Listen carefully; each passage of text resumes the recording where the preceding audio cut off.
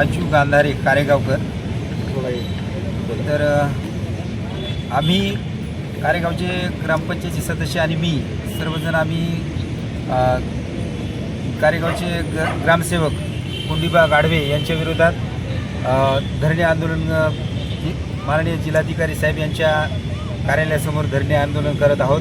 त्यांनी मागील 3 ते 4 वर्षाचा मासिक सभा आणि वार्षिक सभा घेतलेली नाही आणि कोणत्याही ग्रामपंचायतच्या सदस्याला विचारात न घेता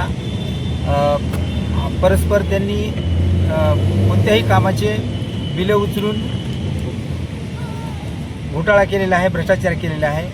18 ते 20 कोटीची प्रधानमंत्री जलजीवन प्रधानमंत्री योजनेकडून येणारे 18 ते 20 कोटी या योजनेमध्ये मोठा घोळ केलेला आहे, भ्रष्टाचार केलेला आहे आणि त्या घोळाची चौकशी करण्यात यावी. आणि हे 18 ते 20 कोटी रुपये गावासाठी देऊनसुद्धा गावाला अजूनसुद्धा त्या योजनेतून पाणी आलेलं नाही. त्या नळातून त्या पाईपलाईन कागदोपत्री कामं करण्यात आलेली आहेत आणि 2-3 नगर असे आहेत की त्या नगरामध्ये पाईपलाईनसुद्धा दिलेली नाही. तर याची सखोल चौकशी व्हावी आणि हे 18 ते 20 कोटी रुपये कुठं गेले आणि तुम्ही ग्रामसेवकाला प्रश्न केले नाहीत का? त्यांना प्रश्न केले परंतु ते कधी उत्तर देते तर कधी आरेरावीची आणि हुकुमशाहीची उत्तर देते. तुम्हाला काय करायचे ते करा म्हणते, आम्ही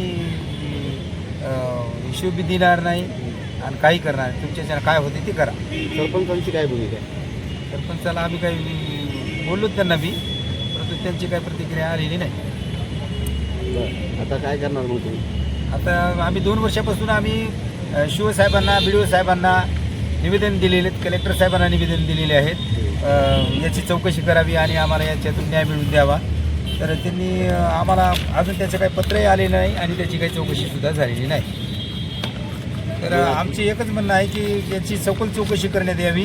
ग्रामसेवक कारेगावचे ग्रामसेवक यांना तात्काळ निलंबित करण्यात यावं कारण त्यांनी सगळे खोटे कामं केलेली आहेत.